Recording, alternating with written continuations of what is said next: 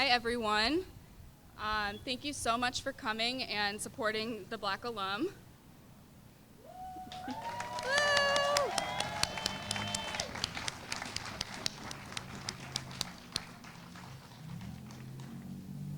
We have an afternoon full of important messages from various students, community members, and alum. After our program, we will have an open mic segment where you are all encouraged to speak to anything that you heard that inspired you, moved you, or to your own experiences in navigating racial bias in life or in APS. After that, we'll have a march through Arlington, and we'll conclude at the high school. So that's just an overview of what our afternoon looks like. So let's get started. Our first speaker is Melanie Brown. She was born in Arlington in 1968, when you could count the number of Black people in town on your fingers and toes. She moved with her mother and siblings to Cambridge as a child, but moved back to Arlington 10 years ago with her husband. She is one of the co-chairs of Arlington Fights Racism, a recently elected town meeting member in Precinct 19, and a member of the Arlington Human Rights Commission. So, here's Melanie.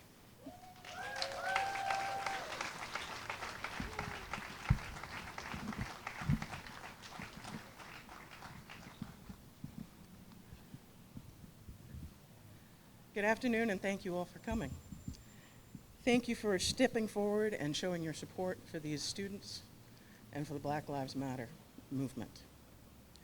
As Hannah so clearly mentioned, I'm wearing a number of hats in this town, but today I'm not wearing any of those hats as I speak to you.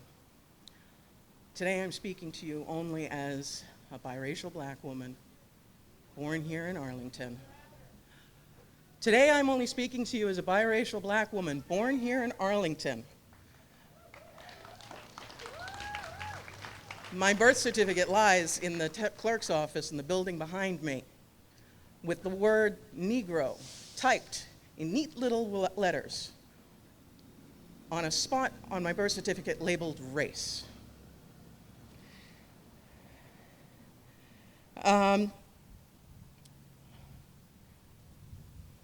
As a Black child growing up in Arlington, my mother decided to move all of us to Cambridge in 1970 to take her children away from the racist bullying my older sister experienced in the Arlington Public School system, not only by her classmates, but by her teachers.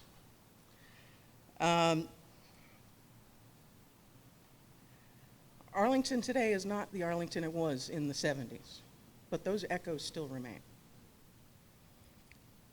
I became an activist at a very early age. At 10 years old, my classmates and I convinced our teachers to take us to the State House so that we could see how government worked. In reality, my classmates went because we wanted to protest the bottle bill that was being debated in the House at that time. See, we were tired of seeing our friends rush to the nurse's station or to the ambulance every time one of us slipped and fell on the broken beer bottles that strewn our playgrounds. We were tired and we'd had enough. Life has an immediacy and urgency when we are young that we struggle to hold on to as we get older.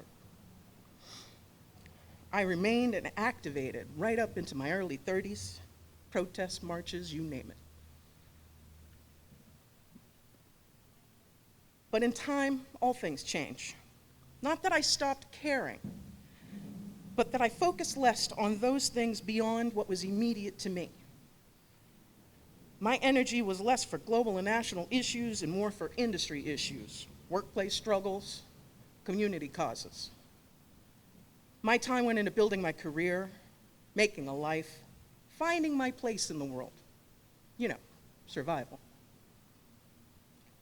I slipped into a groove, let my rough edges get worn down, and grew comfortable in my niche. I am ashamed to say that the Women's March was the first large protest I attended in over 15 years. while it would have been reasonable to assume that 2016 reactivated me, it was actually something that happened in 2017 that truly woke me up again. You see, my sister, the one who'd been bullied, her daughter was a senior at the high school I attended in Cambridge. She and her friends got together and decided to reactivate a school club that had fallen defunct even while I was in school there myself, the Black Student Union. She and her friends put together a short video sharing their personal stories of their true lived experiences in their school. The price for that truth was being dismissed as militant, disparaged as divisive by the very people they were asking for help. By the end of that school year, however, the entire city was openly discussing systemic racism again. It was my niece's courage that reminded me to look beyond myself and again speak my truth and my story. This is the power of the young. There is a reason they are on the front lines of every battle. They lead with their strength, their ability to inspire, to remind old bones what it once felt to wield passion in the cause of justice. Even the Bible tells us to let them lead, but we so often forget to follow. Their experience is in the now. Their need is now. 12-year-old Tamir, 16-year-old Trayvon, 17-year-old Jordan, 17-year-old Laquan, 18-year-old Michael, 19-year-old Renisha. Lives ended before they truly began. 22-year-old John, gone, his 2 little boys left behind. Rayshard's 8-year-old daughter, Georgia's 6-year-old daughter, all forced to grow up without their fathers. Brianna, mere months from her 27th, the future she worked so hard for, taken away. From senseless deaths like these was the Black Lives Matter movement born. Every year, every month, brings new videos of black and brown bodies broken and dying at the hands of racist and police brutality. Every week, a Becky or a Karen slices away at essential human dignity. We watch people who look like us, who look like those we love, suffer in pain and fear, their final brutal moments reduced to a YouTube video or a clip on the 10 o'clock news. It eats the heart from your chest and steals the breath from your lungs and leaves in its wake one question: am I next? Will that be me someday? The young are the ones who pay the price for our inaction, our deliberations, and our prevarications. They cannot wait, so they act, and so should we all. To Arlington's Black alum, members of BSU, and all the youth activists in town, I want to say one thing to you: own your voice. Never let anyone take it away from you or stifle it. Speak your truth, tell your stories, talk until we listen.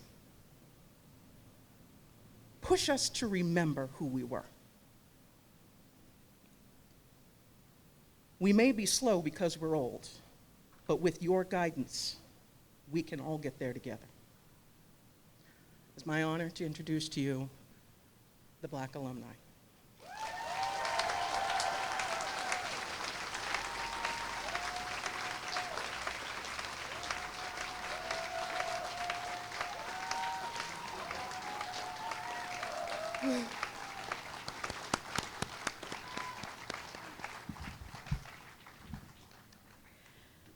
Hi, everyone. My name is Jordana. I'm one of the BSU council members, and I just want to thank you all again for being here and coming out to support the Black Student Union of AHS. I just wanted to start by explaining to you how this BSU started. I was a freshman 3 years ago in 2017 and had noticed that there was no Black Student Union. And as we know, in classrooms, there's not a lot of students of color. So it's kind of hard to speak your mind about racial issues in Arlington. So I kind of started the BSU along with other council members as a way for students of color to speak about issues they face and for non-students of color to educate themselves on our hardships. So thank you all for coming, and please enjoy the march. Thank you.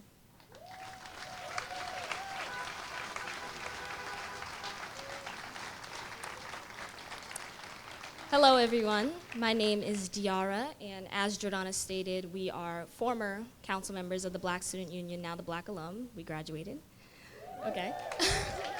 As Jordana said, thank you all for coming. Thank you all for showing up and showing out. As Hannah stated earlier, we have various speakers who are going to share their experiences in Arlington, from students to alumni to community members. And I also have this piece I would like to share with you all.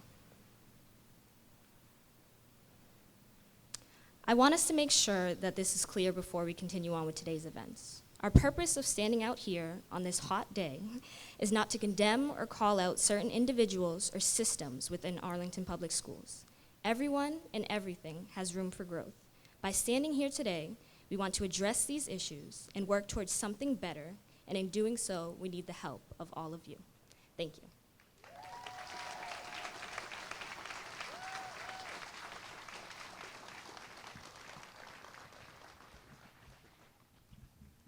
Hello, everyone. My name is Doralee Hertzlu. I am part of the Black Alum. I actually helped organize this protest, so I'm so happy to see all of you here today. So this past week has been pretty emotional, pretty stressful. But one thing that we wanted to make clear is that this is not a personal attack or an ambush on Arlington Public Schools. This is an attack on systemic racism, and this is not an ambush because we have been fighting this for years. It is time for us to have conversations and have action following it. We cannot have any more baseless conversations. We need to act, we need to move, we need to grow as a community, as a town, as a country, as the world. It is time to activate Arlington. So I want you guys to say it after me. Activate Arlington. Activate Arlington.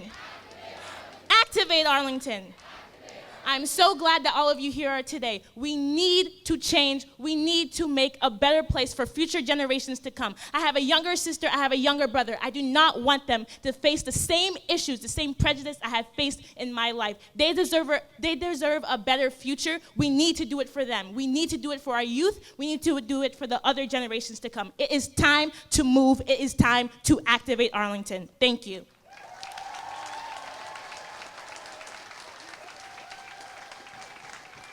At this time, I ask that you join me in singing, "Lift every voice and sing, till earth and heaven ring. Ring with the harmonies of liberty. Let our rejoicing rise high as the listening skies. Let it resound loud as the rolling sea."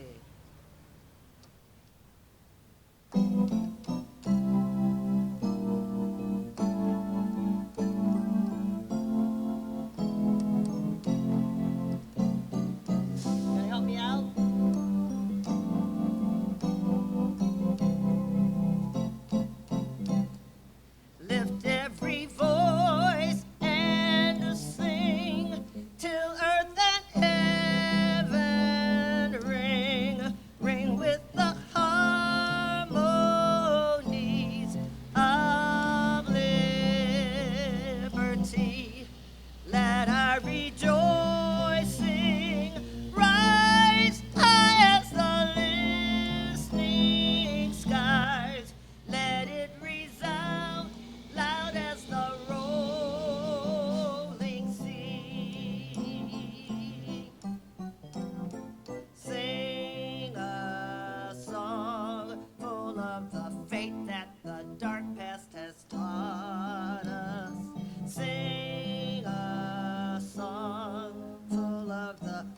that the present has brought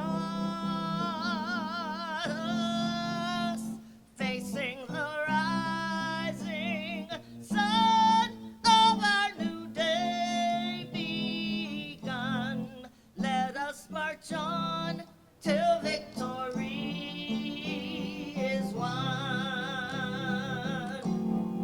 Let us march on till victory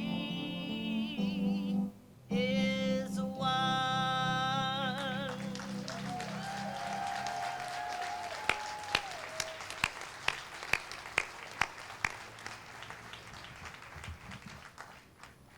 I have another song that I wrote, and in your mask, if you can't sing it, it has hand motions. Let me see your hands. When you go into a store or wherever you go, because people can't see your smiles, I have what are called hand smiles. So turn and give some people some hand smiles right now. How about some hand hugs right now? Lots of hand hugs for everybody. Wish I could hug you all. The day will come when we can. This song says, I'll go through all the motions first, then I'll go through the words. I am strong, I am smart, I am wise, I can see by the light of my inner eyes. I am you, you are me. We are one big family. If we work together, together we will rise. Several comments. I am you, you are me, we're one big. The whole family circle, it's not like this, because that can slip apart. Do you see that? Family is like this. You let nobody break this bond. Do you understand what I'm saying? I am you, you are me. We are one big family. Now, all the bowing comes from Eastern tradition. The whole bowing is an act of respect. It says, I value you. I affirm you. I want to lift you up. So I'll go through the motions again. When I taught it to, I used to teach elementary school. When I taught it to the kids, it was, I am strong. They said, oh no, this is strong. So here are the motions again. I am strong. I am smart. I am wise. I can see by the light of my inner eyes. I am you. You are me. We are one big family. If we work together, together we will rise.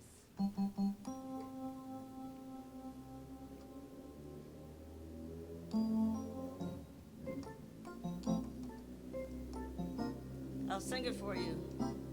I am strong, I am smart, I am wise.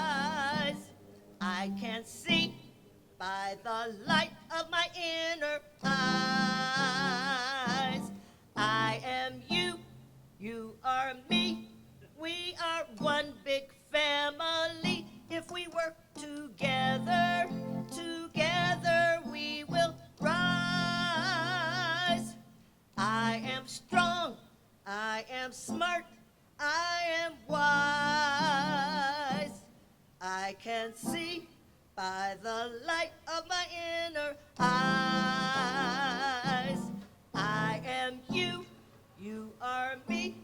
We are one big family. If we work together, together we will rise. Guess what? We're going to go faster.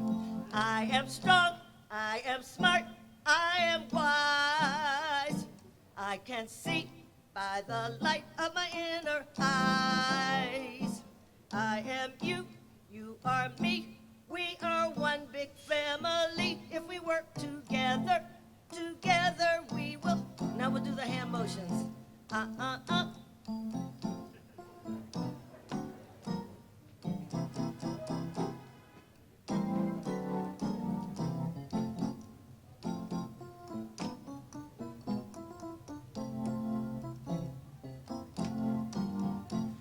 I am strong, I am smart, I am wise. I can see by the light of my inner eyes. I am you, you are me, we are one big family. If we work together, together we will rise. Thank you.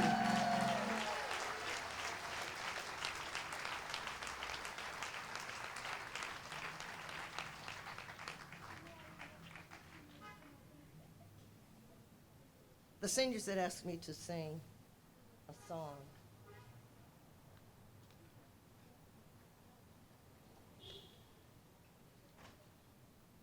That last one took about all I had. But I'll try my best. Each of us has body, mind, and spirit. We feed our bodies with food and water. We feed our minds by learning and reading. We feed our spirits with what used to be called the humanities: music, art, poetry, drama, all those things that your dog can't do. Music for me leads us to a spiritual place that lies within each one of us. I'm here today to proclaim, first and foremost, that Black Lives Matter.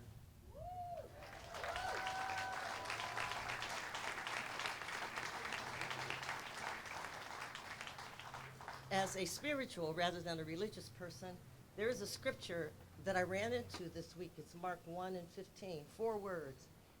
They are, the time has come. The time has come. And there are 4 things I want to mention today. Earlier this week, LGBTQ people were told they don't have to be discriminated against anymore in their place of employment. A little later this week, DACA recipients, at least for a moment, were told they don't have to be deported. Yesterday, we celebrated Juneteenth, the freedom of the slaves. And tomorrow, we will celebrate Father's Day.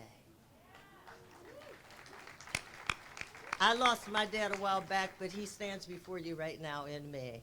I channel him whenever I play or sing.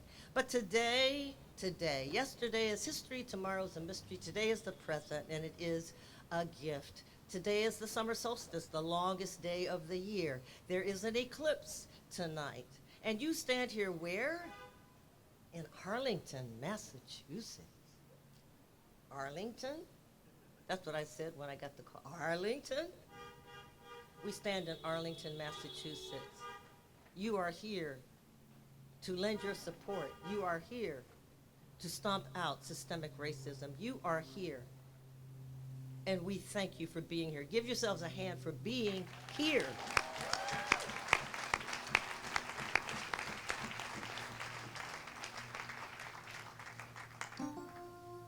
This is a hard song.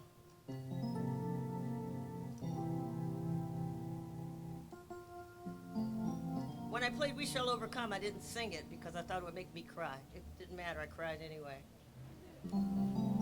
The time has come.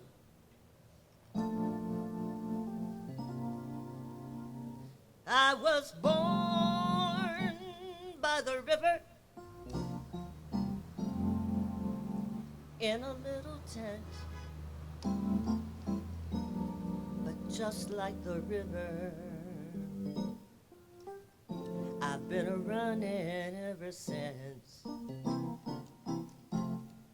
It's been a long time a-coming, but I know a change has come. Oh, yes it has. It's been too hard a living, but I'm not afraid to die, because I know what's up there beyond the sky. It's been a long time coming. change has come. Oh, yes, it has. One day I went to my brother, and I said, brother, can you help me, please? He said, my sister, I'm not able. And when I looked around, I was right back down on my bended knees. There've been times when I thought I wouldn't last for long. But because of you, seniors, I think I'm able to carry on. It's been a long time coming, but I know change has come. Change has come. A change has come.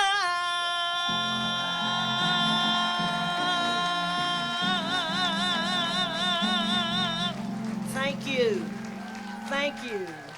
Thank you.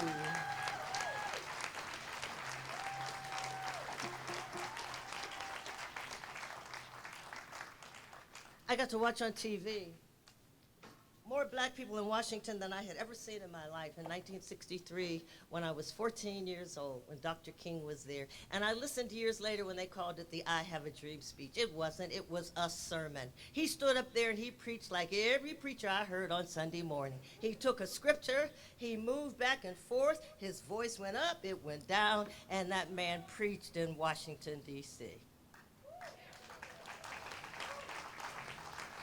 I was there. I was here in Massachusetts in '68 when they burned up Roxbury. I am 71 years old and proud of it. I've seen a lot. And what I see today says that I can die happy. Hallelujah. You are our hope, young people, and you make me proud. I'm proud today. I'm happy today. This song, this next song, everybody knows this song. It says, deep, deep, deep, deep. Can you say deep? Deep down inside of you, there's a light, and that light is called love.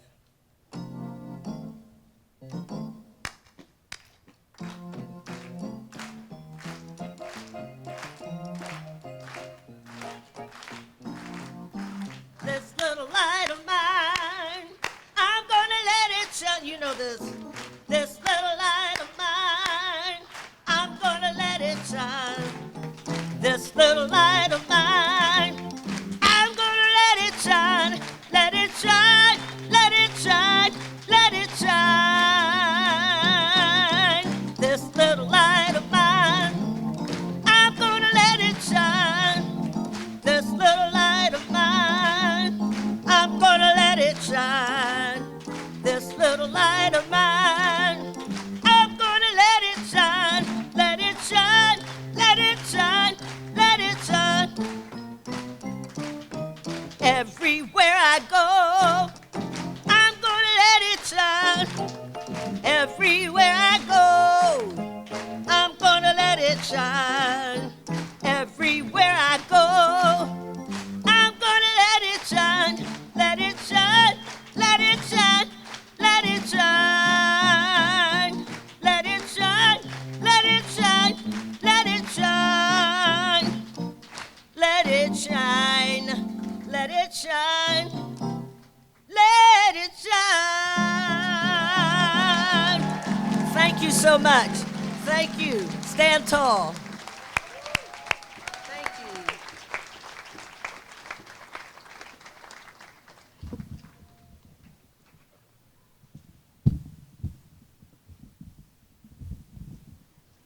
I would like to introduce our next two speakers, Elijah and Nico.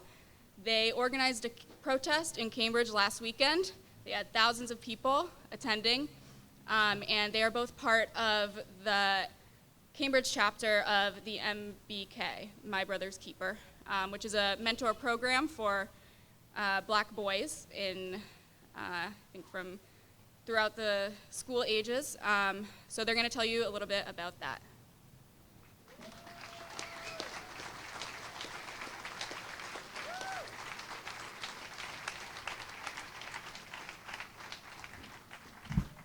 It's a tough act to follow. Can we give it up one more time for that amazing singer and all of our student activists?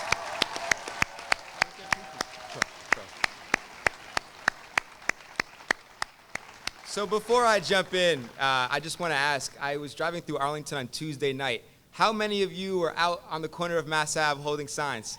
Make some noise. Amazing, amazing. I coached soccer in Winchester. I was driving through, and it was really, really something special to see that. So thank you for doing that, and thank you for coming back today. It's really, really, really special, and I'm glad we're able to keep the movement going. Before I kind of speak to the movement at large and what we did in Cambridge, I just want to say, I got a call, what was it, Monday night, this Sunday. We had our protest on Sunday. I got a call on Monday night from Hannah and from the BSU and her boss, Mia, just to pick my brain. They saw what we did in Cambridge. They wanted to implement that here in Arlington. And within, a couple hours, we're strategizing, helping them organize this today. So it's really, really special to see it come to fruition. One of the things that we talked a lot about in Cambridge was what it means to be an ally. And I think one of the, I'll save you some of the speech that I said at Cambridge because it doesn't necessarily apply here. But one of the points that I made was that there's a difference between being interested and being committed. So like I said, I coached soccer, I played sports my whole life, and my coach used to always say, it's easy to be interested, right? It's hard to be committed. So showing up today, holding a sign, getting those honks, that's amazing. And that shows that you're interested in making change. But now the hard work begins. Now it's time to prove that you're committed and they're actually willing to stand up to systematic racism and make your city, your town, a better place. So I ask you guys, yeah, definitely. I'll pose the question to you now. Are you interested or are you committed? All right, we'd love to hear it. We'd love to hear it. So now I'll turn the mic over to my colleague Elijah, who will speak kind of more specifically about MBK and about the mentorship program in Cambridge. Obviously, each town, each city has its different ways of going about things, and perhaps MBK may be right for Arlington in the future, perhaps not. However, we do believe that a mentorship program is very important, and it's a great way to keep the movement going and inspire the youth. So with that said, I'll pass the mic over to Elijah Booker.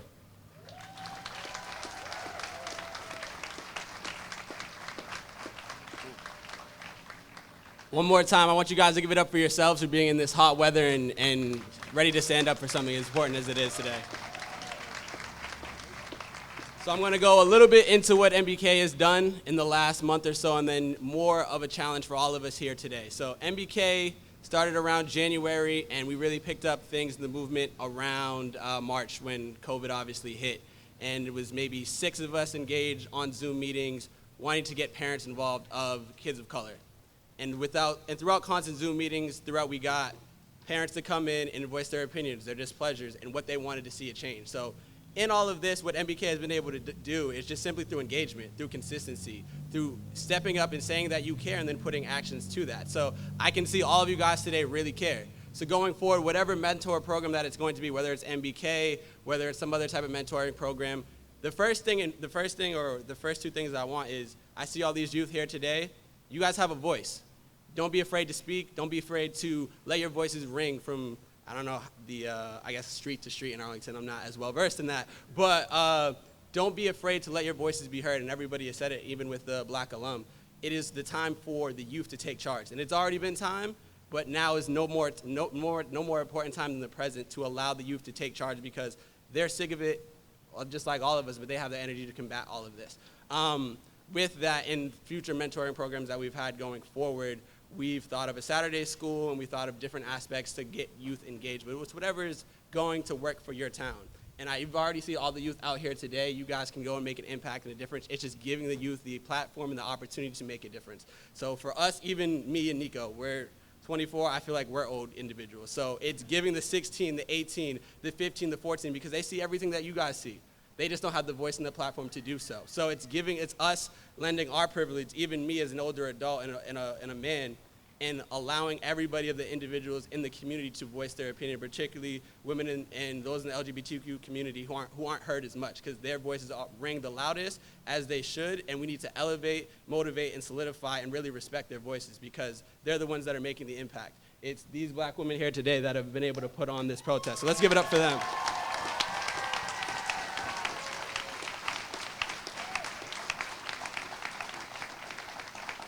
And I'm not going to be up here too long, just a couple words of active. So in Cambridge, I talked about leadership, I talked about accountability, and I talked about action. So we are all here leaders today. As much as we are in front of City Hall, Town Hall, you guys, each one of us are a leader here today if you guys made a decision to be here. So take upon that.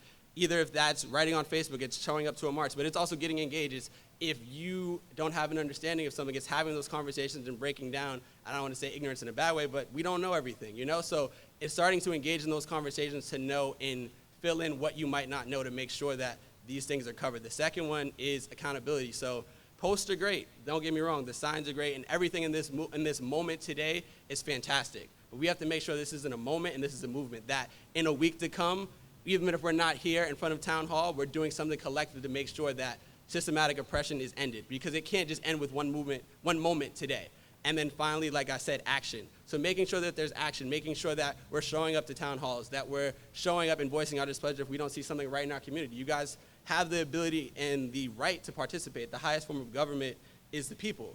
And I'm not saying anything bad about government in itself, but if you guys want to see something change and you see a displeasure with systematic oppression, you guys have just as loud as voices as anybody in the city to make that change and impact. So I just want you guys to think about that. And then finally, the two last words I'm going to say is engagement and consistency. So we need to be consistent in every action and moment that we do. So staying consistent, it doesn't have to be you guys are out here every day, day after day, but it's maybe staying engaged with some type of article that's written by a person of color. Maybe having a conversation with a person of color on a particular topic that you're not informed on. It's making sure that this isn't just a one-off thing, and that to actually end systemic oppression or whatever is going on in your city, your town, your district, is that it takes constant action day after day, and it doesn't come by the mere chance of just one day deciding to do it. It takes action, it takes hard work, blood, sweat, and tears. But as I see you guys all out here today, I know you guys are ready, I know you guys are motivated, and I know you guys can do it. So thank you guys, and have a good one.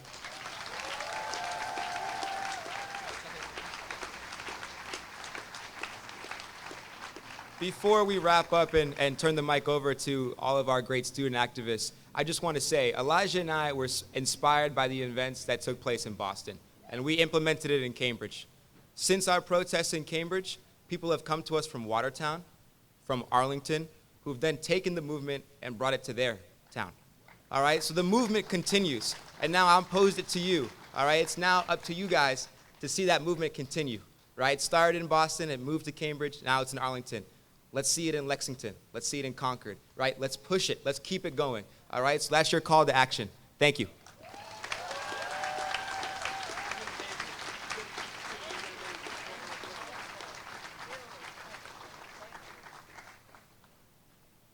Hello, everyone. I'm back.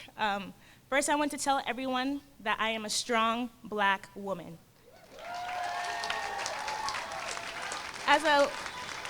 Not only as a Black individual, but as a woman, it is easy to be silent. It is easy to have people push back and not listen to your voice. It is easy for that as a student as well. One thing I want to tell everyone here is that I am tired. I am tired of fighting the same fight. I am tired of repeating the same thing. I am only 18 years old, and I have seen death after death of my Black people. Trayvon Martin was 17 years old, just 1 year younger than me. Tamir Rice was 12 years old. This is an emotional moment for us, you know?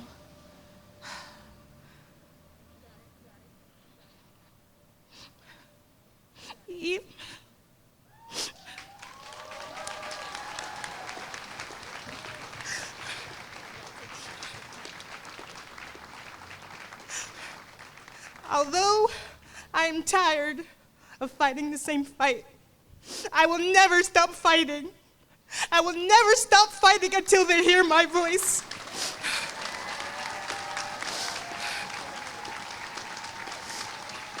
When I say protect the youth, I mean all of us. I mean those black and brown children who are getting shot and killed. I mean every single one of us. I mean the future generation to come. It is time for us to change. I do not want to cry anymore. I do not want to fight the same thing over and over again. I want to fight for change. I do not want to dwell on the past. I do not want to dwell on the pain and anger for over 400 years we have been facing. I'm here to reform Arlington Public Schools. I am here to reform the community. But I am here for change because we are tired of seeing young black men and women get shot and killed. We are tired of them having to be isolated and not hearing their voice heard. It is hard. It is hard, but we will not stop fighting. We will keep on going. And I'm very glad that all of you guys are here today to support me. So I say to everyone here today, if you're gonna say Black Lives Matter, you better mean it. You better show it, and you better prove it. Thank you.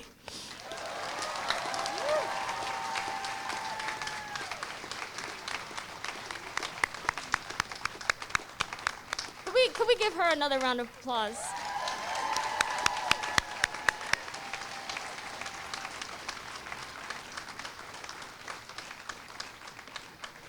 Thank you again, Dorley. I understand it can be hard, especially expressing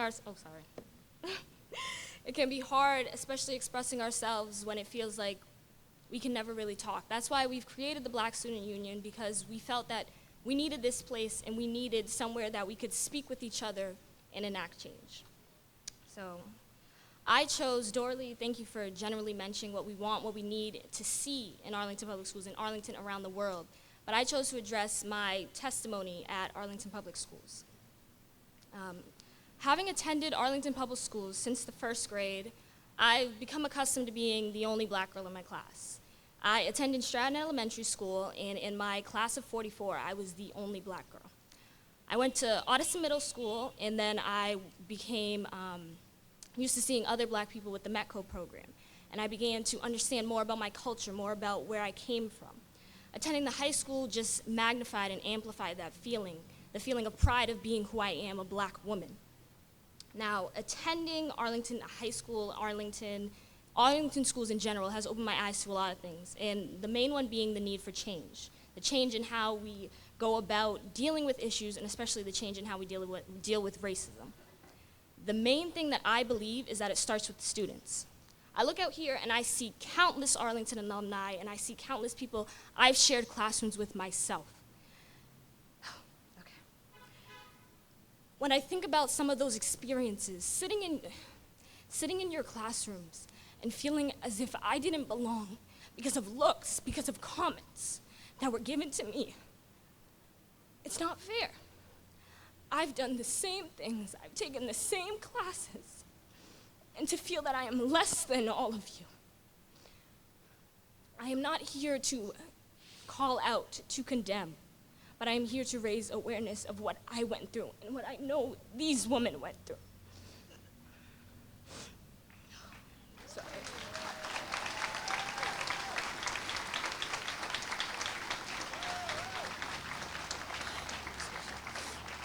I understand that sometimes we slip into the mindset of kids just being kids, but it's time for us to take responsibility and hold each other accountable. I've had comments said to me in jest or blatantly racist that other students laughed at or teachers ignored. It's just, I want to matter, and I want it to be that I can walk out and I can feel as comfortable as you all do. I want it to be that I can sit with my peers and I can hang out with those around me and I don't feel different. And I ask that, as Dorley said, if you state Black Lives Matter, please back it up. Please don't let this end today. Don't let this end with the post. Don't let us die out as a trend. We're here because we think we matter, because we know we matter. We haven't mattered for over 400 years. We sit in your classrooms, we still don't matter. We go to the same schools, we still don't matter. We attend the same churches, everything, and we still don't matter. Show us that we matter. Show us that you care.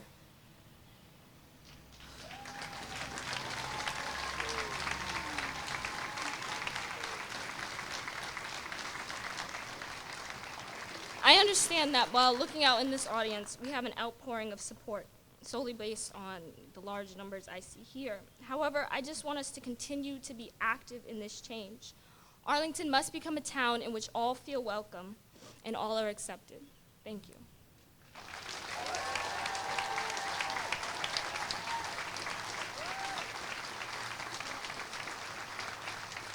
Up next, we have Fajina, a former member of the BSU.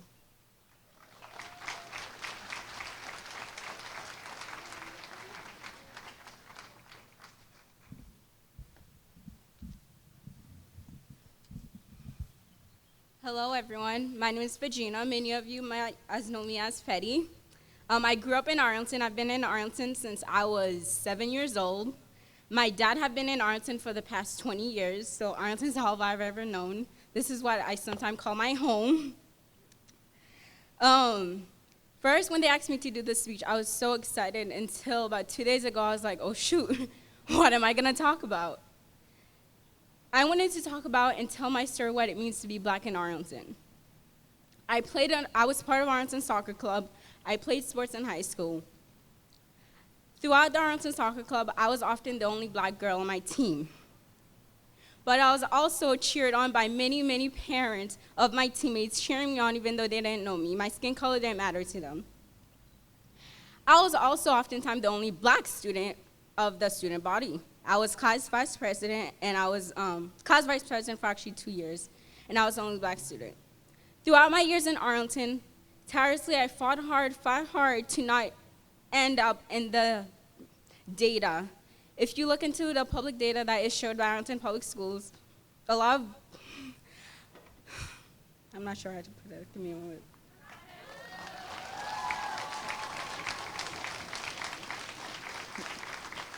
If you were to take some time and read the data that is provided out to the public, you can count every year how many black students took AP classes in your fingers. You can count how many students of color actually attend college. I want you to ask yourself, why is that? We have a medical program designed to give those students the opportunity. It was built to give students that may not have the same opportunity back in their home city the opportunity to go to college, the opportunity to get a better education. Today, I want you to ask yourself that, why don't they feel that they're receiving those opportunities?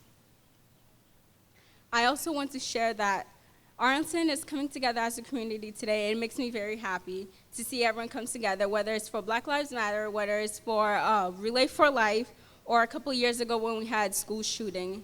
You guys always define what it means to be a community, and I'm proud to be from here and to represent this community as one. Last year, I took a leadership to Kenya, Africa, where I learned the power of the word Ubuntu. It means my soul is tied to yours and we come as one. And that's what I'm seeing here today, that everyone's coming together as one, no matter the color of your skin, no matter what you represent as, we all coming together to fight one fight, which is that black lives do matter. My life matters.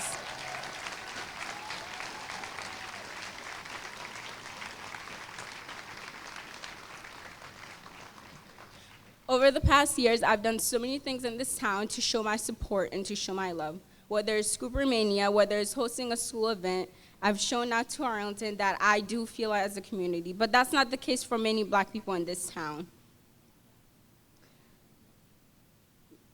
And I just want to say thank you to everyone showing up today and showing what it means to be a community. And thank you for supporting Black Student Union. The Black Student Union started my junior year. It was something that I wanted to start freshman year. It took 2 years to finally get it started with my colleagues. 2 years of fighting the school system and saying that we need a Black Student Union. I remember my freshman year, it was just a group of students with the micro director at Arlington High School. We would host meetings after school discussing the racial issues that students of color face in Arlington. And then 2 years later came the Black Student Union. And I'm proud of this event that they hosted today, even though I graduated last year. And I can't wait to see where the Black Student Union of Arlington goes in the future and what we do in the future.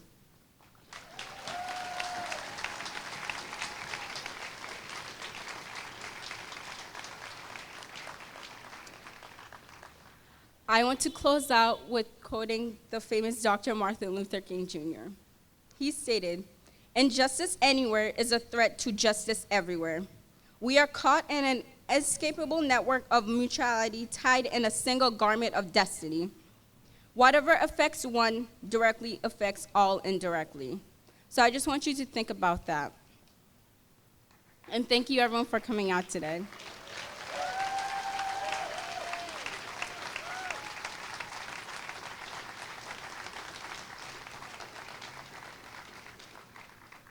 I just want to thank Regina for coming up here and just speaking out what happened to her during her time at the school. If we could just give it up for Regina just one more time.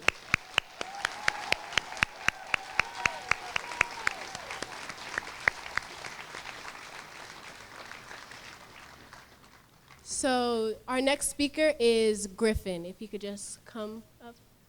Okay, thank you.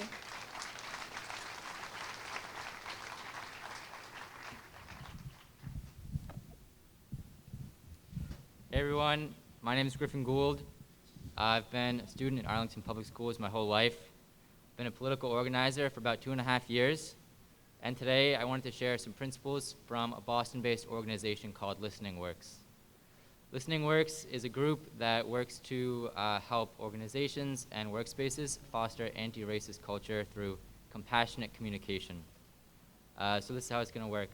I want to ask everyone to find one other person in the crowd, face them, make eye contact with them. Maybe it's someone you know, someone you came with, someone you love. Maybe it's a stranger, someone you don't know at all. Cool. And so I'm just going to ask everyone to repeat after me. We are good people. We were born into an oppressive society. We witness and take part in oppressive systems every day. We have been hurt and confused by those systems. Together, with love and compassion, we can heal and unlearn. While we hold ourselves and each other accountable for the impacts of our actions.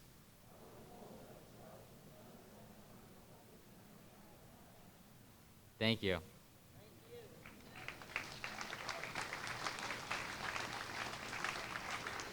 So that's the end of that little experiment. But I just want to say that we're all on our own path out of that deep confusion that we learn towards liberation. I want to invite everyone to meet others where they are, meet yourself where you are, meet ignorance and mistakes with absolute accountability and compassion. And keep showing up, keep reposting, keep educating yourselves and others, and keep taking the streets. Thank you.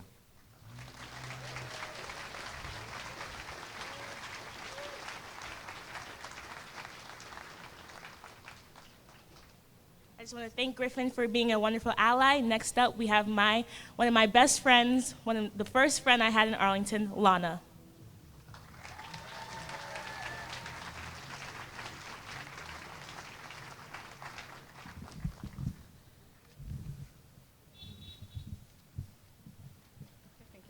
Hi everyone, I recently graduated from Arlington High School, and first I want to thank the BSU council members for working so hard to organize this, and yep, round of applause for them again.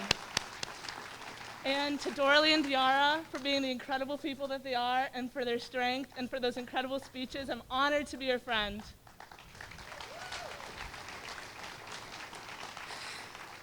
I've been a member of the BSU since it was founded 2 years ago. And as a white person, it has been a really important, eye-opening experience for me. I was able to listen to my black peers and learn about the struggles that they go through on a daily basis at our school because they're at a school that is predominantly white. I've been able to witness my black peers unify and work together to try and educate and create a more equitable community for all of us. Although it may not seem like it, racism is very much present in Arlington.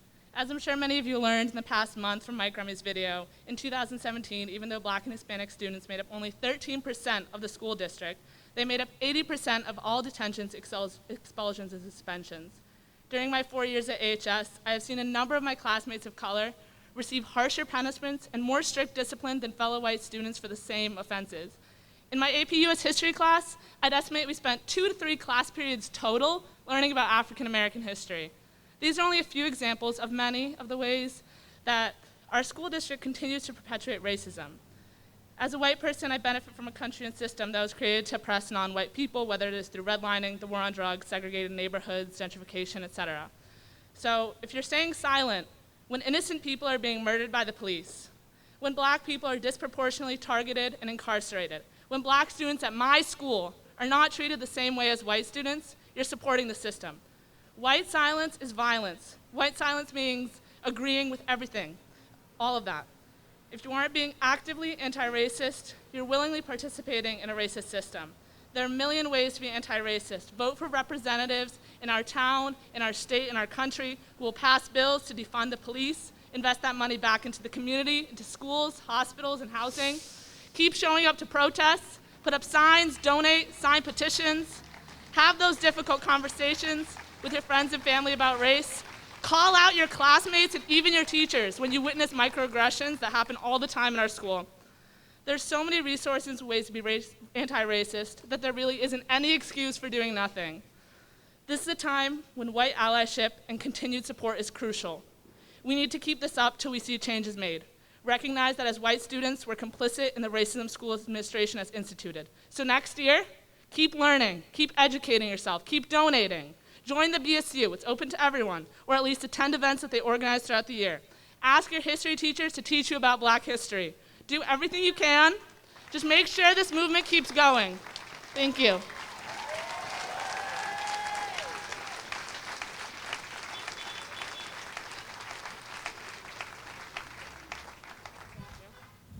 Thank you, Lana. And next we will have Mia, a new council member for the BSU.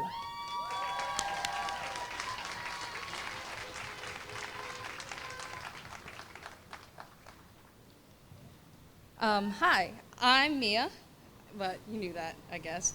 I'm going to be part of the council next year, and I'm very proud to be a council member, and I'd like to thank the current council members for setting all of this up and for recommending me to lead BSU next year. So give it up for them first.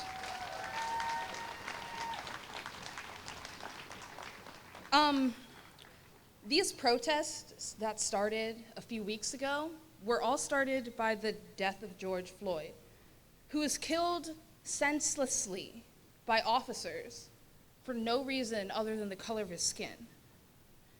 Even when justice has been served for George Floyd, we can't stop, we will not stop fighting for the Black Lives Matter because there are too many Black people who are scared to be the next George Floyd, to be the next Breonna Taylor, or to be the next Ahmaud Arbery.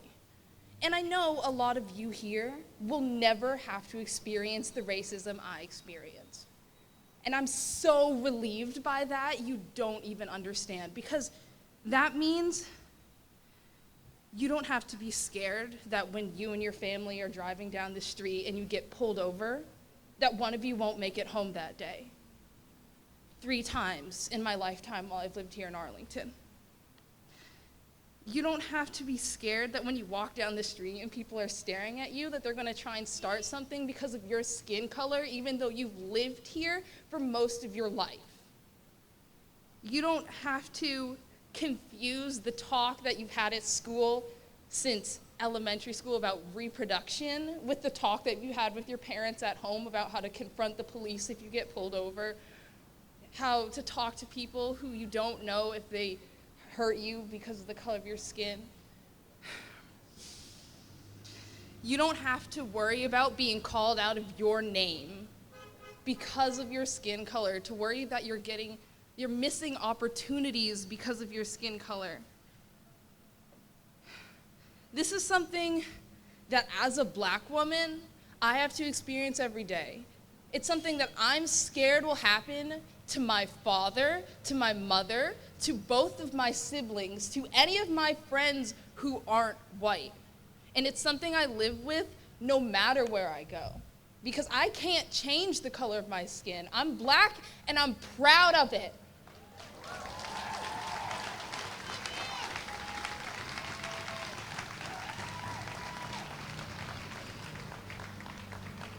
This change that I've seen in Arlington about supporting those who don't look like you can't end because we've brought justice for one person, because it's bigger than one person. It's about every black person, every person of color that has to go through life as scared as I am, and I don't ever want to have that happen again. Thank you.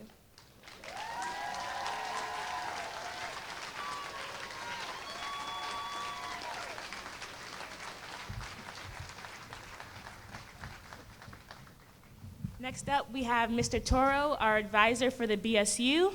One of the few teachers of color at AHS. We need some more representation matters, everyone. But anyways, so Toro, if you want to come up here.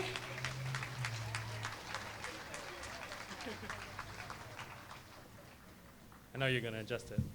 Thank you, I appreciate it. All right. Hello, everyone. For those of you who know me, my name is Kevin Toro. I work at the school here. It's my 4th year that I've been working here. I'm a transplant, so my story is going to focus on how I feel as an outsider throughout my life, but also in my time in Arlington. I don't have the deep history that a lot of the students have, although they've shared it with me. So, of course, my history being black starts where so many of the diaspora starts, with my ancestors being stolen off the west coast of Africa. My ancestors took a little bit of a shorter trip, if you'd like to call it that, and stopped in the Caribbean, Puerto Rico to be exact. So I consider myself not necessarily African American, but Afro-Latinx. Oh, thank you. So, what I always think about in regard to my black cousins from the mainland here is this deep and dark history. Oh yes, I'm a history teacher, everyone. I didn't tell you up front. I'm trying to trap you into it. But this deep and dark history, when my ancestors landed on the shores of Puerto Rico and were forced to work, that history continues to the only relative that I really know going as far back as my great-great-grandmother, who was a slave when she was younger. Puerto Rico didn't end slavery, because it was under the Spanish Empire still, till 1873. So we still have slavery relatively recent in our history in my family, as so many other of the diaspora do. That sets up what is clearly today the history of strong black women supporting us and keeping us alive and resilient, as you can see from the BSU members.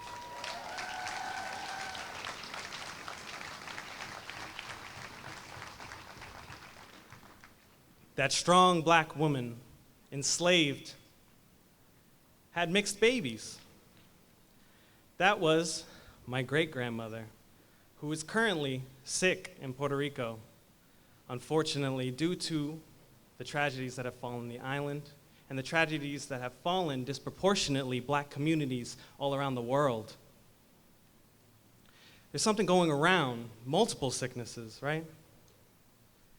And so we have this long legacy from all the way from my great-great-grandmother and before, down to my great-grandmother, down to my grandmother who came over to the States, worked in Boston's garment districts to make a living to bring over her family from Puerto Rico. Because although we have citizenship as a place that has been colonized, we didn't have as many rights. Things like the testing of birth control happened on Puerto Rican women before any FDA regulations proved that it would work or was healthy. We are still dying, just like our black cousins on the mainland. So, We cut to the point where I come in. My mother, the strongest person I know, and the reason I'm alive today, raised me being accepting, but not necessarily with the knowledge, unfortunately, because she didn't have the education, that I was a strong black man. It was very unfortunate growing up, because I was told I wasn't black by a lot of people, even family members, and that hurt. As a multicultural person today, it hurts. Sometimes you feel like you have to choose. But I'm not choosing. All my ancestors are important to me. All my ancestors make me who I am. But it took a long time to get here. Around the time that I was in high school, that's why I feel for some of my students, I just had a breaking point. Depression started to set in. I did not know who I was. I didn't know what I stood for, who I should go to, who I could go to. And I lived in a place called Plant City, Florida. We moved around a lot because of my dad's occupation. It wasn't legal. So some of the first and some of the biggest memories of the police, for instance, are them breaking down my front door to come arrest my father. A man who got an 8th grade education because he had to drop out in order to help his family survive. And he wasn't a good person by all means. This is the only time I'll really sound like I'm standing up for him.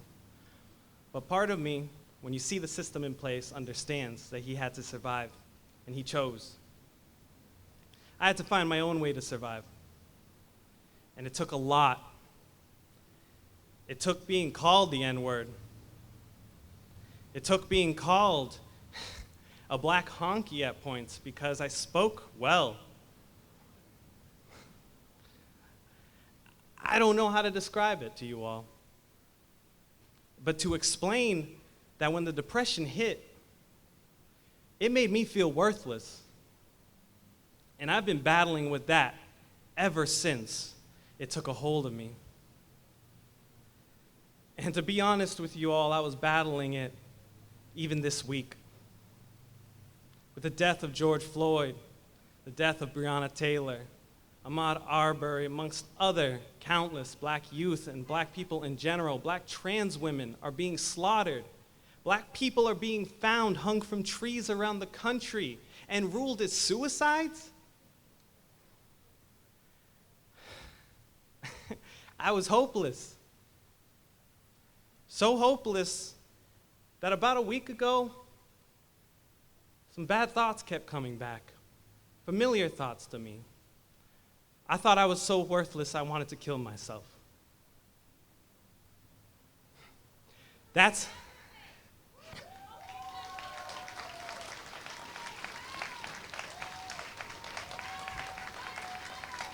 Thank you. And I can say that today. I can say that because, just like my foremothers, the black women in my life have stood up. I got a text from Dora Lee. I was on a phone call with Dora Lee and Jordana, and Teshaniga, who's unfortunately not here. These black women saved me yet again. I got up out of my bed for the first time in weeks. I started talking to them. What can I do? What can I help? I forgot. People look up to me as a leader. How am I supposed to lead if I can't even walk out the door? It's my first time out of months. But I know today,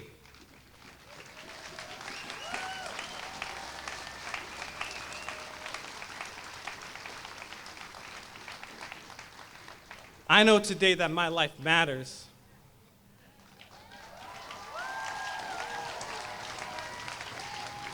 And it's because all black lives matter.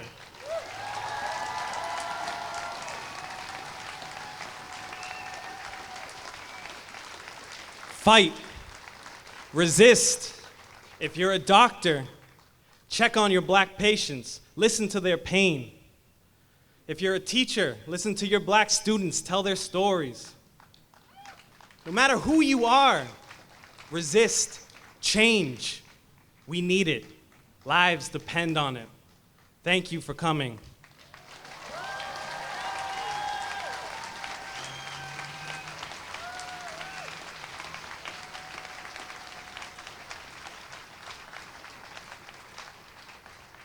Thanks for hanging in there, everyone. We know it's pretty hot out, like 91 degrees. First, I want to give a shout out to my mom over there. I see you. And I want to give a shout out to all the Black mothers out here today.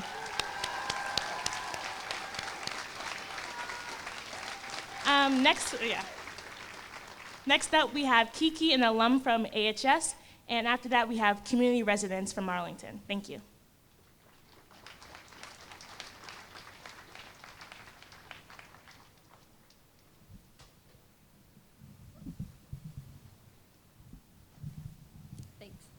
Can everyone hear me?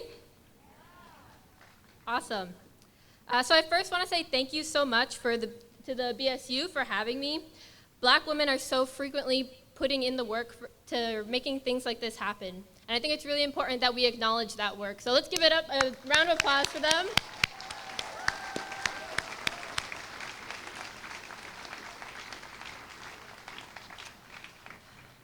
My name is Kiki Tapiero. And I want to acknowledge first that we're standing on what is ancestral and unceded Native land. I'm 24 years old, I'm a multiracial Latinx person, and I graduated from Arlington High School in 2013. I graduated from Brown University in 2017 and UC Berkeley Law School this year.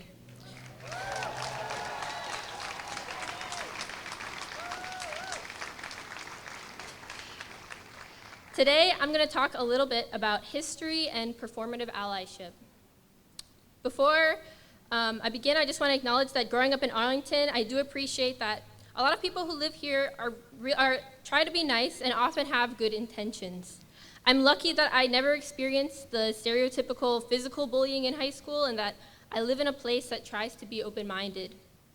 Although there are some Trump supporter banners and Confederate flags scattered around, overall, this reputation is why I believe that Arlingtonians can do better.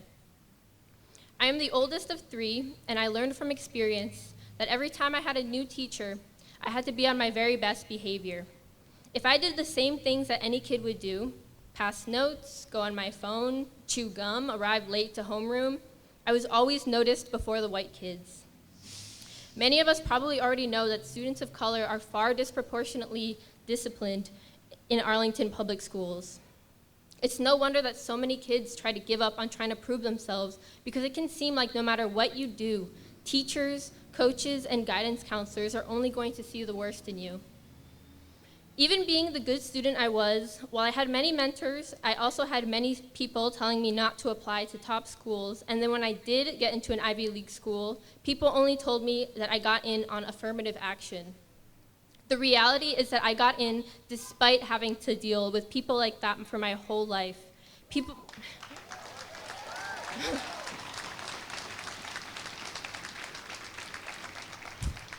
who saw a stereotype when they saw me. People who used me as a token friend of color. People who couldn't accept me as a complex person who is also POC. The best I got was that I was whitewashed. One of my own teachers in elementary school used me as a prop once when we were learning about the civil rights era, when she explained the bus seating system. She pointed at each of us, saying that we would be in the back or she would be in the front, and she pointed at me and said that I would be somewhere in the middle. Growing up in this majority white town, I never got to learn that being brown is beautiful. Racism for people of color is a constantly recurring trauma. In order to be a good ally, we first have to come to terms with the fact that the US is fundamentally built on entrenching white supremacy. America's economy has been built to depend on a broad, underpaid labor force, and our very Constitution is designed to protect slave owners. And slavery didn't just end because of the goodness of Abraham Lincoln's heart. He found a politically viable alternative, which were the Black Codes. And even that change was only made possible by force and uncomfortability. Kind of a similar situation as we're in right now. The Black Codes then turned into Jim Crow era laws, not to mention that today the Boston area is more segregated than it was during the Jim Crow era because of wealth inequality from the generations of wealth white people made on the literal backs of the enslaved.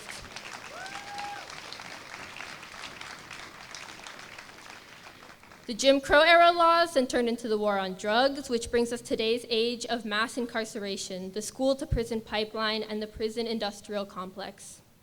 Prison labor has now effectively replaced slave labor. And now, even as the prison industrial complex is slowly dismantling, we're now moving towards a new era of GPS tracking. We have to stop reimagining these systems.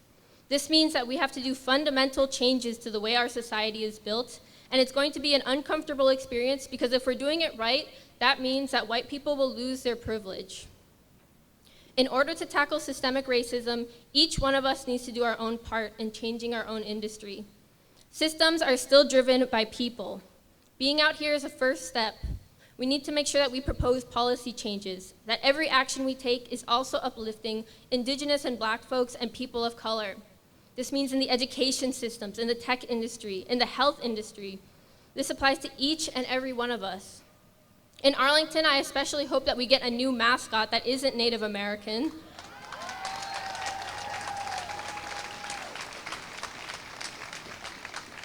And that we invest funds into the community so that we don't even need the METCO program anymore. We need to make sure that we don't have a double standard between our expressed politics and our actions. I would like you all to think about how many friends of color you have, if any at all, and how you treat them. Or maybe you've treated your children's or friends' partners if they're people of color. Maybe you can even directly ask them and be open to criticism. The solution is not being colorblind, but embracing our differences. We have to normalize that being wrong is okay, and that changing your mind can be good, and what's more important is learning from our mistakes. Learning is a lifelong process, and it applies to white people as much as it applies to people of color and activists. But I do believe that we can do it together. Thank you.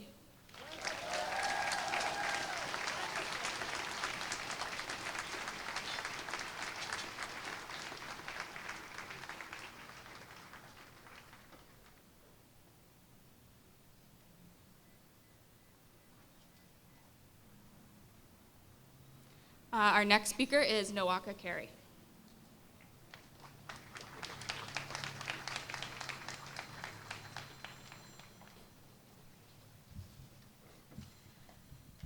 Hello, everyone.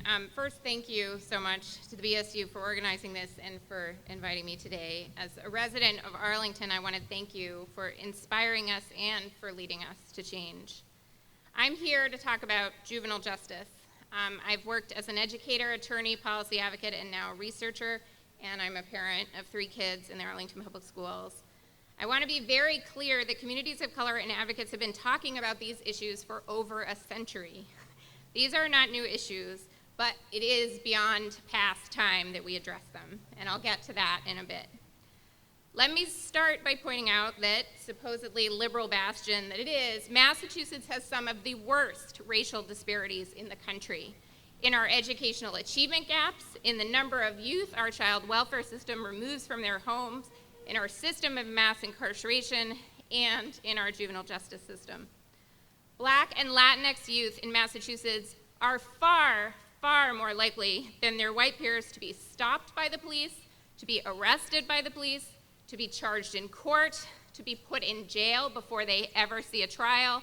They're more likely to be found delinquent, and they're more likely to be incarcerated and taken away from their parents.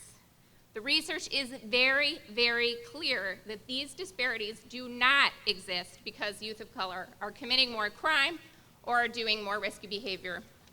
No offense, teenagers, but all teenagers do really dumb stuff now and then, and my generation actually did far, far, far more dumb stuff than you all did. Good job. But these disparities exist because of the very real structural racism that exists and indeed is built into our justice system. Any data or academic geeks out there, if you want the data or the proof or the academic articles, I can set you up after this. So what is the consequence of these profound injustices? Tremendous harm and trauma for Black and brown people.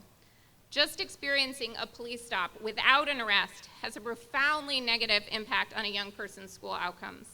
Getting charged in court by itself significantly reduces the chance that a young person will ever graduate from high school. It contributes to massive anxiety and trauma among youth of color.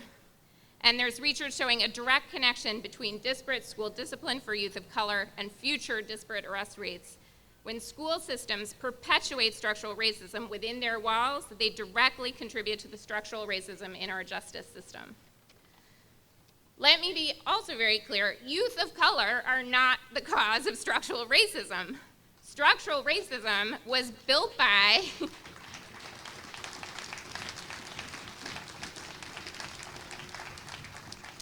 Structural racism was built by and is perpetuated by white people, specifically white adults. We are the ones who made the system. Many of us work in it, and we are the ones who, for far too long, ignore or otherwise passively or actively allow it to continue to exist the way it is. You can cheer for ending it without cheering for that behavior. It does not have to be this way. We know about effective, incredibly positive ways to make our schools and communities safe without over-punishing, policing, or incarcerating. We've known about these options for decades, but nevertheless, our unjust system persists, and it is time to change it. Because if we are not working to change these systems, we are complicit in them. We own their racism and the harm that they are causing to our young people.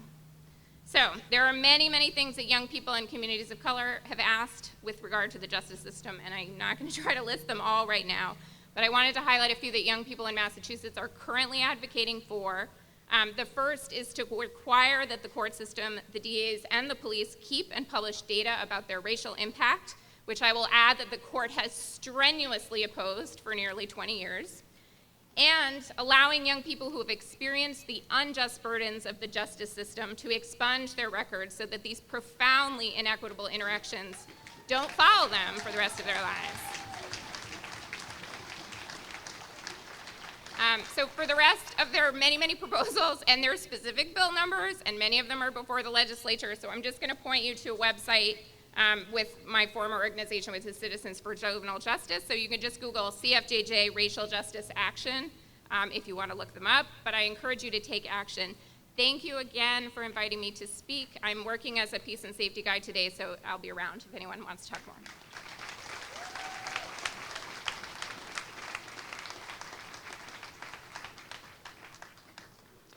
Our next speaker is Zane from the Mystic Valley chapter of the NAACP.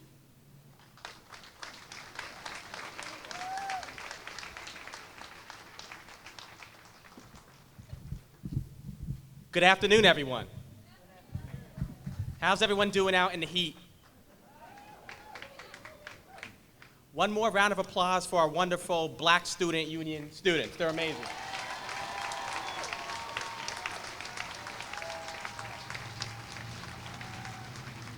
Being here means the world to the students, means the world to the NAACP. There's so much more we can all do in society. So much more than just saying Black Lives Matter on Facebook or maybe putting like a black square on Instagram. You being here during coronavirus in the heat, 90 degrees in Boston, or Arlington specifically, is amazing.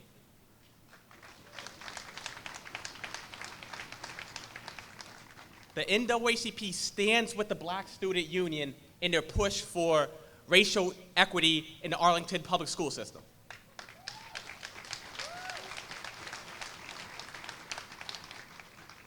We talk about like racial equity all the time. I know a lot of people are honestly sitting there saying, what does that entail? What does that mean? What it means is, for one, we need more black teachers in the Arlington Public School system.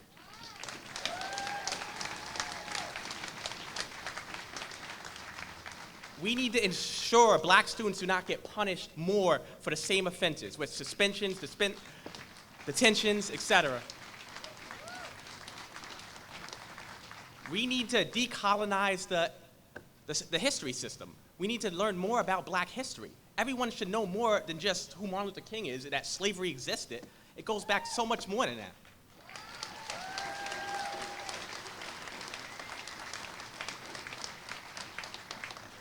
Our school system needs to touch on who Marcus Garvey was, who Medgar Evers was, who other people were. The civil rights system in particular was bigger than Dr. Martin Luther King and Rosa Parks. It was so many more individuals. And we get taught that like silencing movements is just assassinating Dr. King, assassinating Malcolm X. This is bigger than one person. Today, we don't need another Martin Luther King. We need everyone here. The movement will not die at one person. The movement has to continue on. The movement must continue on.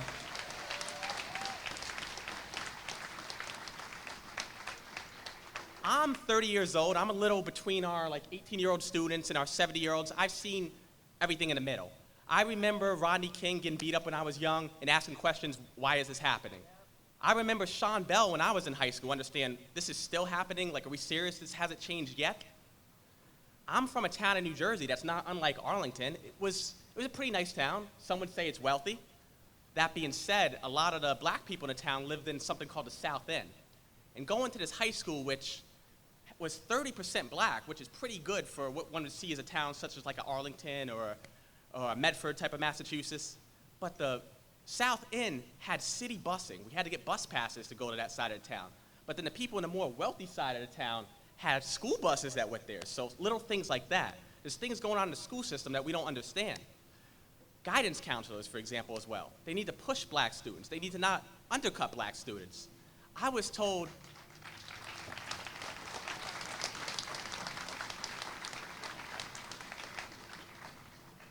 I graduated in 2008 with about 600 people.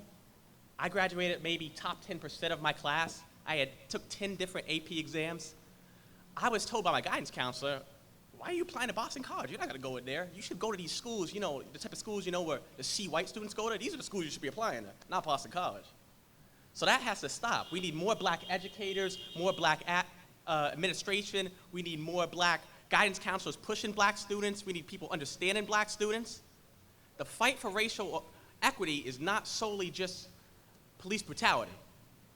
Police brutality, obviously, is the most visual and gruesome form of racial oppression in America. It's at the forefront. The news loves it.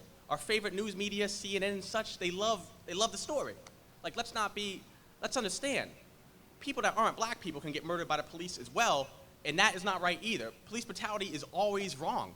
When people try to explain it, whether it's Rashard Brooks or whoever else said, oh, you were resisting, you were doing this. The purpose of police officers was never to play judge, jury, and executioner and execute our people. We have courts, we have lawyers, we have judges, we have juries. That's not the role of the police. Going back to high schools, our students now, I'm sure, are angels. They don't do any of this, but I attended a lot of high school parties, there might have been some drinking, there might have been some things going on. Do we really need police officers being armed to break up high school parties? Is that really necessary? With guns?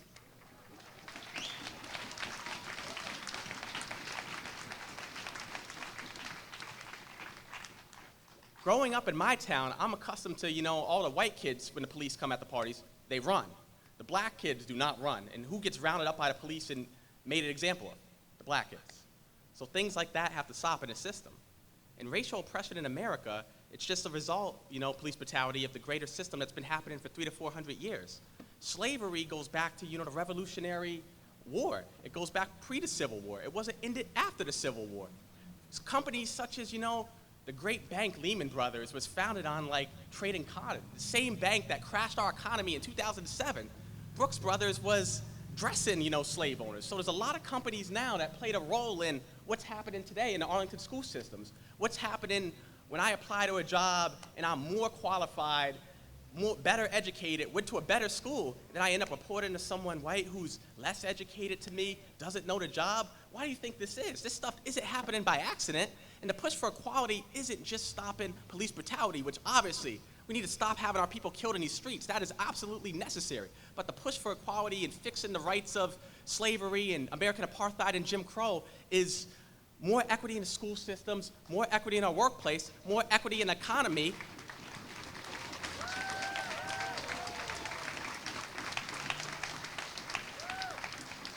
Once again, the NAACP stands with the Arlington, the Black Student Union, which I encourage everyone to join your Black student unions. Membership in black organizations is important. Membership in the Mystic Valley area branch of the NAACP is important.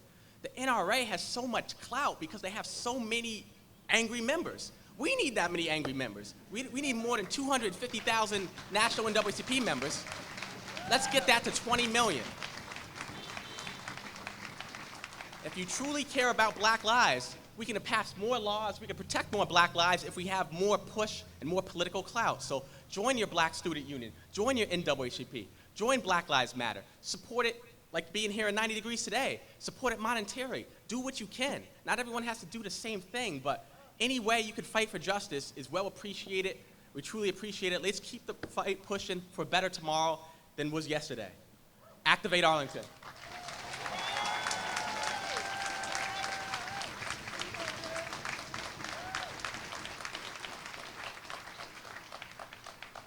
I know we've said it before, but thank you all for sticking with us in the heat. We have 3 more community member speakers lined up for you. Next is Ben Moynihan.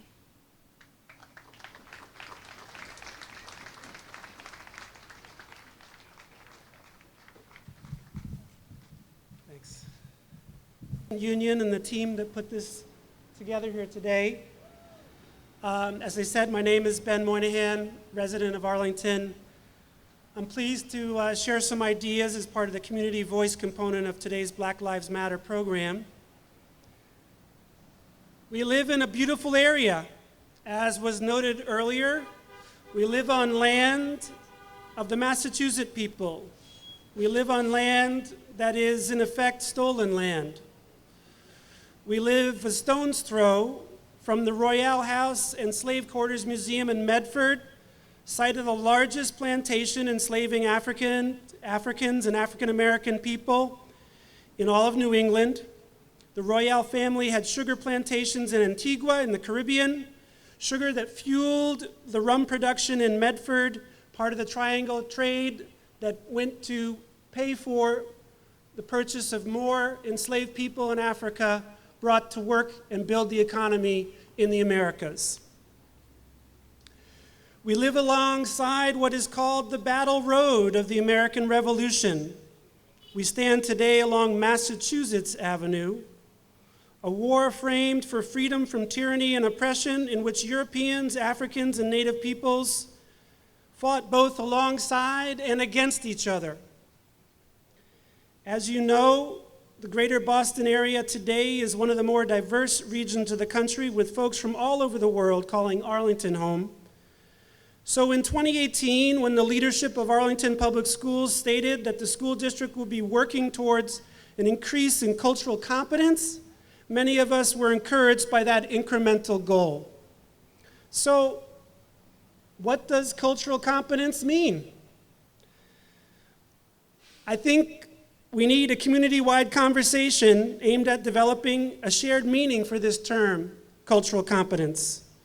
We need a collective conversation about the implications for cultural competence in what is taught and learned in all subject areas, from kindergarten through 12th grade, and about implications, as folks have already said, for hiring of teachers, school and district leaders, and professional development support for teachers and support for all students. I am the parent of a recently graduated 3rd grader at Brackett Elementary School, standing over there in the shade. And for example, the state of Massachusetts Department of Education's 3rd grade history and social studies standards has as a major topic the question, how did the interactions of Native peoples, Europeans, and enslaved and free Africans shape the development of Massachusetts? That's a good question for 3rd grade classrooms to explore in an age-appropriate manner. It is also a good question for all of us who live in this land. I work with the Algebra Project, which is a national mathematics education organization founded by Bob Moses, a civil rights movement veteran and mathematics educator. The Algebra Project is part of an emerging national We the People Math Literacy for All alliance of schools, organizations, institutions, and communities. The alliance believes that in the 21st century information economy, all K-12 students in America should be provided with the structured opportunities needed to graduate high school ready for college or career mathematics without remediation, so that math is not an obstacle to a choice of major or career, just like we would expect that reading and writing literacy not be an obstacle to continuing one's education and career opportunities. The project and the alliance are built on the legacy of the Mississippi theater of the civil rights movement, which focused on the right to vote.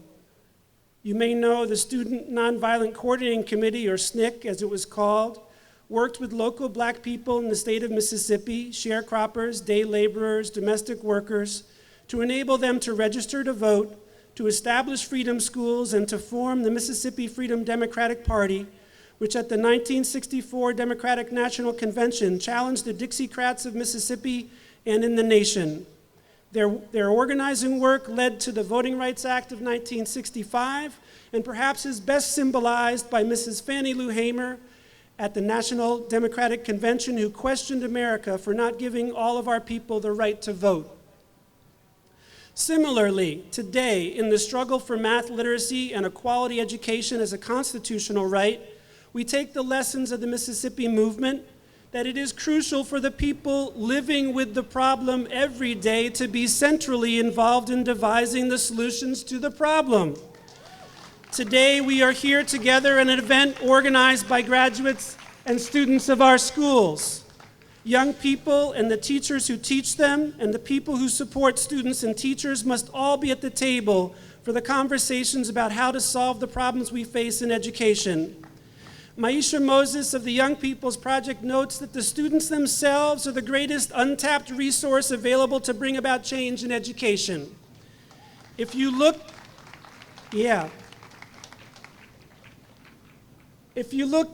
at the tail side of a US penny, you know, our baseline currency, 1 cent, you'll see the Latin phrase e pluribus unum, or out of many, one.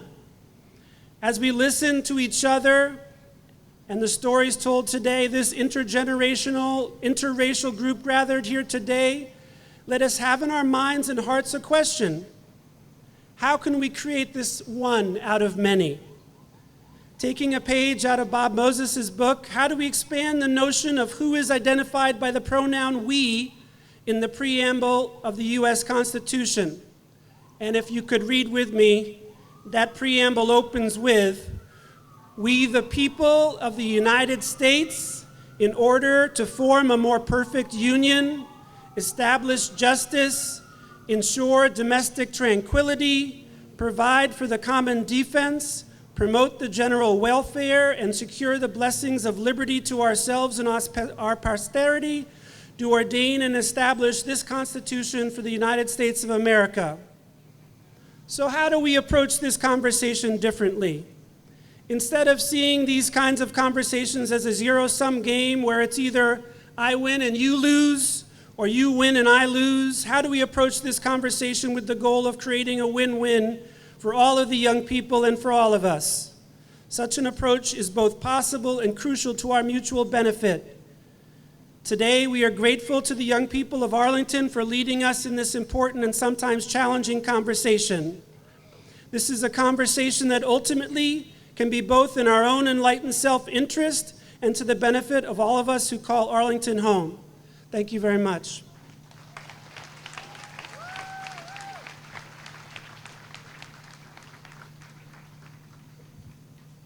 We have one more speaker for you, Micaiah Healy, before the Black alum read their demands to Arlington Public School System.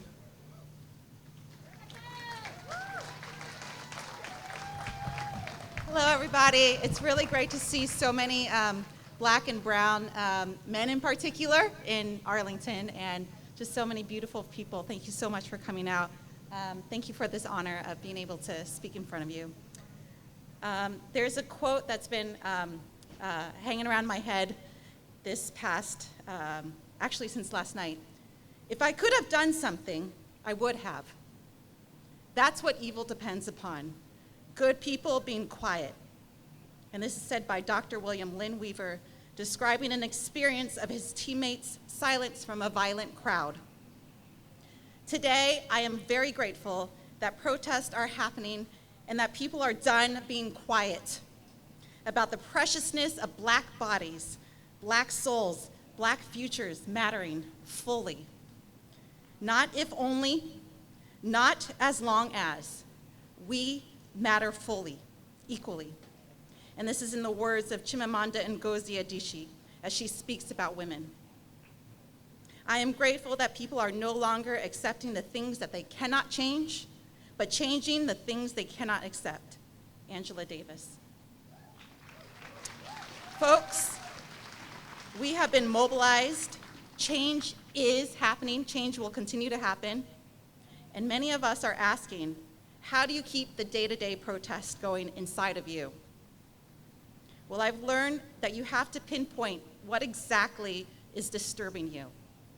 You have to seek out the root of that disturbance or that problem. And then the hardest part is figuring out why it bothers you. Then you have to start asking questions, get curious, and then you'll be left with a few options for change. Either get inside the system, like I try to do, or organize from the outside, like what we're doing right here. I am here to share the wisdom of experience about how to not flame out as you do so. This world will try to snuff you out as fast as it can. And if it is not successful, self-doubt or self-exhaustion will get some good shots at you. But be of good courage. You are not alone. Even as you lead, you are not alone. You have followers. And when, as a leader, you carry a suffering that feels so private to you in the night, there are voices that have uncovered that private suffering, that exhaustion with their words. Chimamanda Ngozi Adichie, Stacey Abrams, Trevor Noah, Michelle Obama, Frederick Douglass. These are the voices that are close to me these days. These voices comfort and encourage me in my own journey as a public leader. These voices confirm the truth of my convictions, and they remind me that I am not the first to feel the way that I do. So, fill your book carts and your podcast list with interviews of leaders. Skim those, read stories of their lives, or devour their whole life story in a sitting. My second piece of advice for not flaming out is to seek out and hold on to the living voices of wisdom and experience around us. Some are loud voices, some are quiet voices, but they are all brave voices. And their advice will ring the truth that is inside of you, and it will lead you. Whatever you do, seek out living mentors, older and peer mentors. People are eager to have you be their living legacy. My final word is to leaders and officials listening today, those that have influence and authority. And I'm going to repeat what has been told for many, many years, but may not be truly heard until today. Equitable representation matters. Hire and invest. Hire and invest in the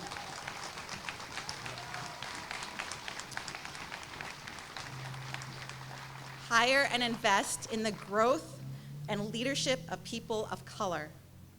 We live in a world that systematically favors one group above the other, above the other. Proximity does not make one knowledgeable. Equitable representation matters. Black futures matter equally, not if only, not as long as. We matter equally, full stop.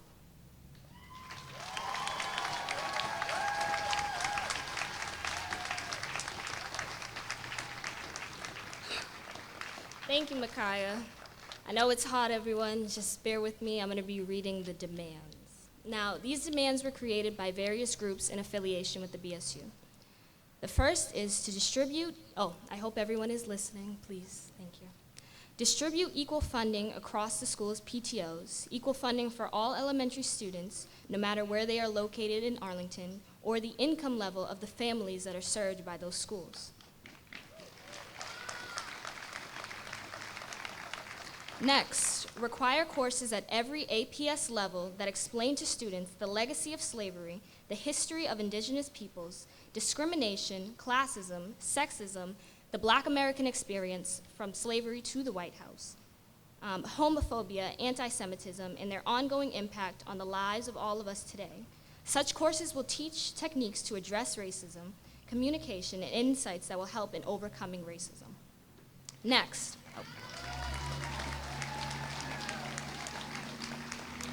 Next, measure and report out the community discipline data at all schools, including the elementary school level, not just limited to suspensions, but incorporating all student discipline, including students that participate in collaborative problem-solving initiatives.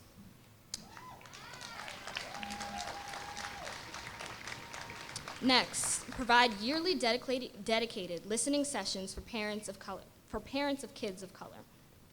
Next, develop a specialized mentorship program for lower income students and students of color. Additionally, develop a specialized internship program for lower income students and students of color. Next, update APS district-wide goals with a commitment to increase the representation of our faculty and staff of color to match the demographics of the student body, including measurable goals and a timeline of when these goals will be reached. Next, hire an APS diversity and inclusion coordinator. Additionally, fund an APS employee retention program developed with and for teachers of color.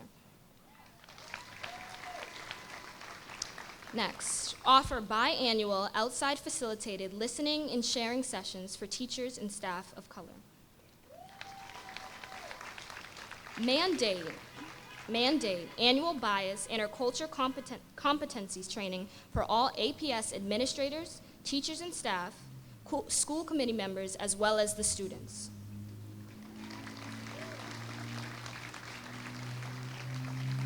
Increase family salary levels to qualify as economically disadvantaged in order to qualify for waivers, etc.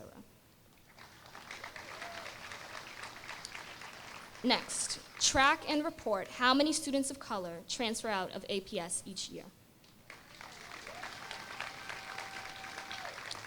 Next, develop a feedback and incident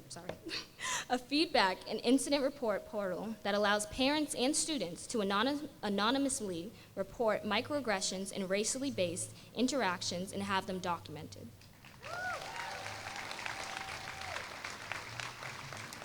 Next, create a subcommittee on Arlington Schools Committee, which deals with disparity gaps as well as diversity and inclusion issues, and have student representatives on that subcommittee.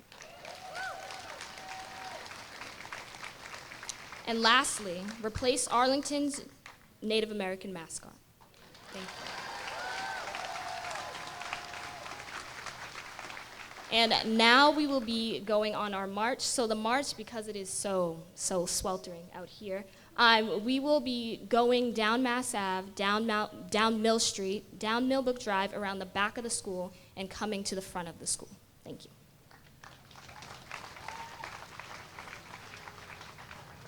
Sorry guys about that. Before we head down to the march, we have the former APS data specialist. He just wants to say one last thing about disparities in data, and then we'll go on our march. Sorry.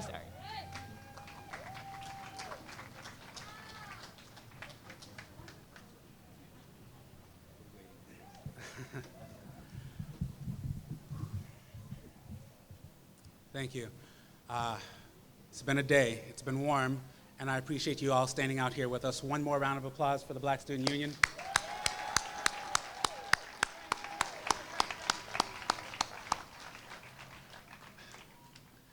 My name is Jean-Mike Remy, and as stated, I was a former data specialist here at Arlington Public Schools.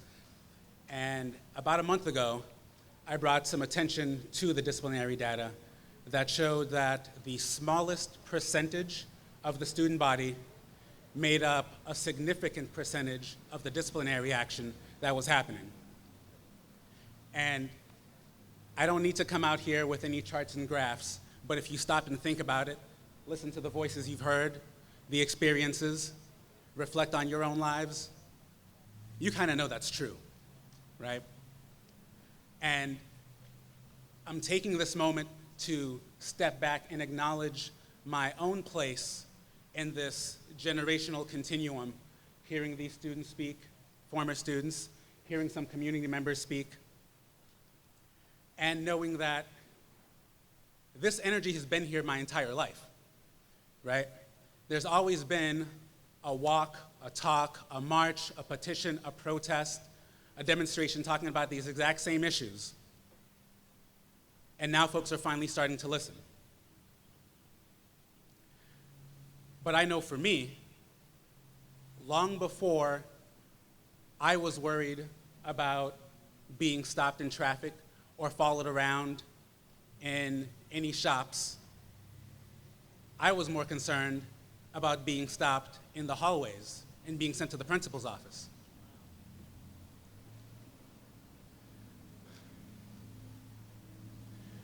And that cycle, that thought process, there's a word we heard someone mention here today, trauma, right? That trauma for those who survived, right? We know the names on the generational timeline. We know Brianna. We know Trayvon. We know Ahmaud. We know Rodney, right? We know Emmett. But I keep thinking about the names that we don't know. The ones that weren't caught on camera, the ones that didn't become a statistic, right? So they have to keep on living with the trauma they experienced. They have to keep navigating their lives in mostly white spaces where their stories aren't being heard.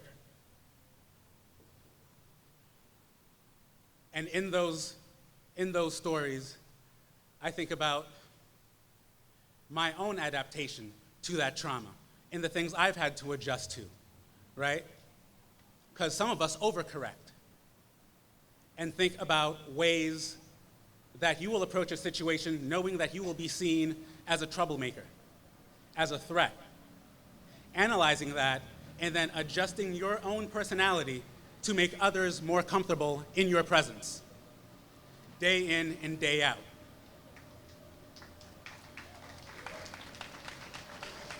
So then, that spills over into your professional life. It bleeds into your personal life. And coming full circle, here I am looking at this data showing me that what's really changed, right? All the adaptations I've made, all the sacrifices that me and others have made to be uncomfortable, to acquiesce to others, and I'm still seeing myself in these numbers being disciplined more frequently than others.